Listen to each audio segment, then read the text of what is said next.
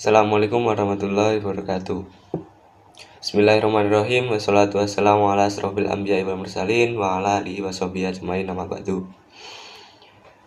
Yang pertama yang saya hormati Ibu dosen mata kuliah Etika Wirausaha, Ibu Dian Pratiwi SEMM, dan teman-temanku yang berbahagia. Di sini kami dari kelompok 2 akan mempresentasikan hasil diskusi dari kami. Sebelumnya saya akan menyebutkan nama-nama kelompok kami, yaitu yang pertama saya Abid Gal Sultan, yang kedua Astika Juliawati, yang ketiga Rina Rahmawati. Oke, acara yang selanjutnya langsung saja kita mulai diskusi ini dengan bacaan basmalah. Bismillahirrahmanirrahim. Yang selanjutnya adalah pembacaan materi yang dibacakan oleh pemateri. Yang pertama, kita akan membahas mengenai Corporate Social Responsibility. Corporate Social Responsibility adalah suatu komitmen dari perusahaan atau dalam dunia bisnis untuk dapat berkontribusi dan mengembangkan ekonomi berkelanjutan dengan memperhatikan tanggung jawab sosial perusahaan dan menitik beratkan kepada keseimbangan antara aspek sosial, ekonomi, dan lingkungan. CSR bukan hanya upaya untuk menunjukkan kepedulian organisasi saja, tetapi juga pada persoalan lingkungan dan dapat menjadikan pendukung terwujudnya pembangunan yang berkesinambungan dengan aspek ekonomi, pembangunan sosial, dan perlindungan lingkungan hidup. CSR merupakan wujud kepedulian perusahaan terhadap ekonomi sosial dan lingkungan yang didasari pada 3 prinsip, yaitu profit, people, dan planet. Yang pertama, profit. Profit sebagai lembaga usaha di mana perusahaan mencari keuntungan untuk menjamin keberlangsungan perusahaan sehingga perusahaan terus dapat berproses dan berkembang. Yang kedua, people, yaitu untuk menjamin keberlangsungan perusahaan, maka dibutuhkan karyawan. Maka perusahaan harus memiliki kepedulian terhadap karyawan untuk menjamin kesejahteraannya. Karena karyawan sendiri merupakan aset berharga yang dimiliki oleh organisasi. Yang ketiga, planet. Planet adalah kepedulian terhadap organisasi lingkungan hidup. Dengan adanya program ini, maka dapat berdampak kepada lingkungan secara positif. Yang kedua, dasar hukum Corporate Social Responsibility. Perkembangan dunia usaha juga semakin pesat, sehingga diikuti dengan adanya peraturan yang harus diikuti dan ditaati.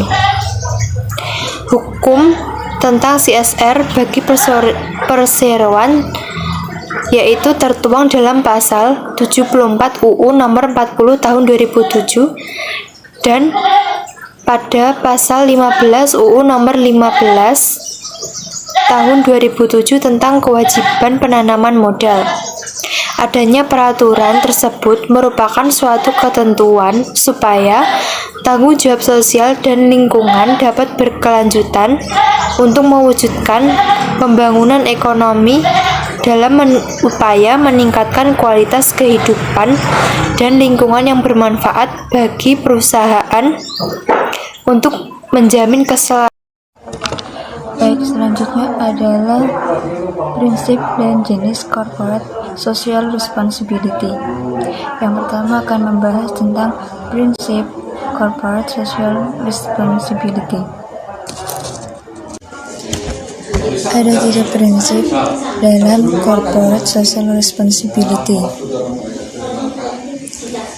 Bagian dari prinsip menurut John Elkington, yang pertama adalah profit. Profit perusahaan tetap harus berorientasi untuk mencari keuntungan ekonomi yang memungkinkan untuk terus beroperasi dan berkembang. Sedangkan menurut Amy dan Suparta, profit meliputi kinerja keuangan perusahaan, arus modal, dan keterlibatan ekonomi mereka dalam masyarakat. Yang kedua adalah people. People meliputi dampak perusahaan pada karyawan dan sistem sosial dalam masyarakat. Perusahaan harus memiliki kepedulian terhadap kesejahteraan manusia. Beberapa perusahaan mengembangkan program CSR, misalnya pemberian program beasiswa untuk belajar, pemberian sarana pendidikan, dan lain-lain. Yang ketiga adalah planet. Perusahaan peduli terhadap lingkungan. Yang ketiga adalah planet. Perusahaan peduli terhadap lingkungan hidup dan berkelanjutan keragaman hayati. Beberapa program CSR yang berpijak pada prinsip ini biasanya berupa penghijauan lingkungan hidup, penyediaan saran air bersih, perbaikan pemukiman hingga pengembangan pariwisata. Baik, di sini saya akan melanjutkan pembahasan kita terkait dengan corporate social responsibility. Jadi yang selanjutnya adalah membahas terkait dengan manfaat dan contoh dari CSR itu tadi. Tanggung jawab sosial perusahaan atau CSR itu tadi merupakan suatu bentuk tindakan tanggung jawab sosial perusahaan atas segala aktivitas yang telah dilakukan dengan turut serta memberikan kontribusi yang positif terhadap masyarakat dan lingkungannya. Sehingga dengan perusahaan memberikan tanggung jawab sosial perusahaan atau CSR itu tadi dapat memberikan citra perusahaan yang baik dan etis di mata publik, seperti di mata masyarakat, di mata konsumen, dan dan juga kepada semisal kepada pemegang saham seperti itu. Sehingga jika hubungan perusahaan dengan masyarakat itu tadi baik, maka tidak akan ada masalah, sehingga jalannya perusahaan itu tadi akan berjalan dengan baik. Nah, karena masyarakat membutuhkan informasi mengenai sejauh mana perusahaan sudah melaksanakan aktivitas sosialnya, sehingga masyarakat ini mempunyai hak untuk hidup aman dan tentram. Terus setelah itu kesejahteraan karyawan juga diperhitungkan, dan keamanan serta karyawan ini mengkonsumsi makanan ini harus terpenuhi seperti yang diberikan oleh Abraham Maslow seperti itu. Dan untuk contoh-contoh dari pelaksanaan CSR itu sendiri ada seperti pertumbuhan ekonomi dan efisiensi, yakni meningkatkan produktivitas serta bekerja sama dengan pemerintah. Setelah itu dari bidang pendidikan seperti memberikan sumbangan ke sekolah, bantuan manajemen ke sekolah. Setelah itu karyawan dan pelatihan seperti memberikan pelatihan tenaga kerja, melatih kembali tenaga kerja, dan setelah itu ada hak sipil dan kesempatan yang sama, yakni menjamin kesempatan kerja yang sama dan membangun pabrik-pabrik di daerah-daerah yang terpencil semisalnya, atau di daerah yang belum ada produksi dari perusahaan tersebut seperti itu. Untuk selanjutnya saya akan menjelaskan model pelaksanaan CSR. Agar pelaksanaan dalam CSR lebih bertanggung jawab dan meningkatkan kesejahteraan masyarakat, maka diperlukan model pelaksanaan dalam CSR. Adapun model dalam pelaksanaan CSR yakni sebagai berikut. Yang pertama, program yang berkelanjutan. Menurut Saidi Abidin, terdapat 4 model pola pelaksanaan CSR di Indonesia. Yang pertama, keterlibatan langsung perusahaan menjalankan program CSR secara langsung dengan menyelenggarakan sendiri kegiatan sosial atau kegiatan yang ada dalam masyarakat lainnya,